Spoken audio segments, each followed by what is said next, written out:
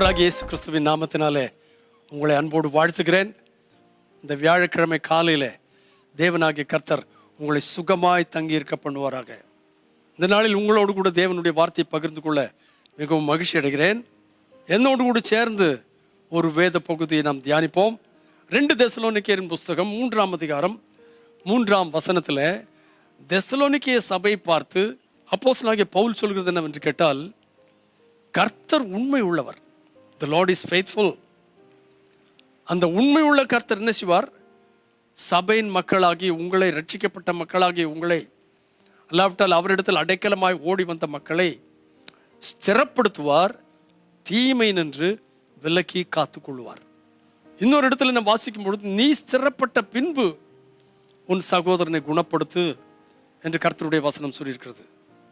1 பேதுருவின் புஸ்தகத்தில் நாம் வாசிக்கும் பொழுது, கிறிஸ்து இயேசுவுக்குள் நம்மை தமது நித்திய மகிமைக்கு அழைத்தவராயிருக்கிற சகல கிருபையும் பொருந்தின தேவன் தாமே கொஞ்ச காலம் பாடு அனுபவிக்கிற உங்களை. அப்ப நம்முடைய பாடுகள் ரொம்ப நாளைக்குரியது இல்லை, கொஞ்ச காலம். It is for a season.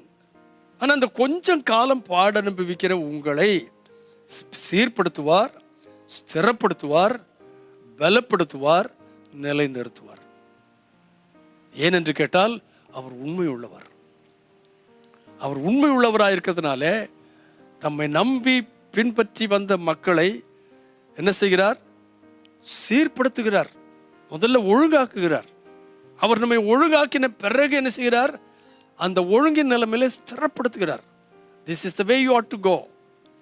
ஸ்திரப்படுத்துகிறார். ஸ்திரப்படுத்தப்பட்டதான நம்மை பலப்படுத்துகிறார். எதையும் தாங்க முடியும், எதையும் செய்ய முடியும் என்று சொல்லத்தக்கதான அளவுக்கு பலப்படுத்துகிறார்.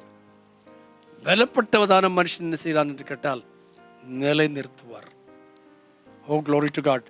இந்த காலை வேளையில உங்களை ஸ்திரப்படுத்தி தீமை நின்று விலக்கி காத்துக்கொள்ளுகிறது மாத்திரமல்ல, சீர்படுத்தி, ஸ்திரப்படுத்தி, பலப்படுத்தி நிலைநிறுத்துவாராக.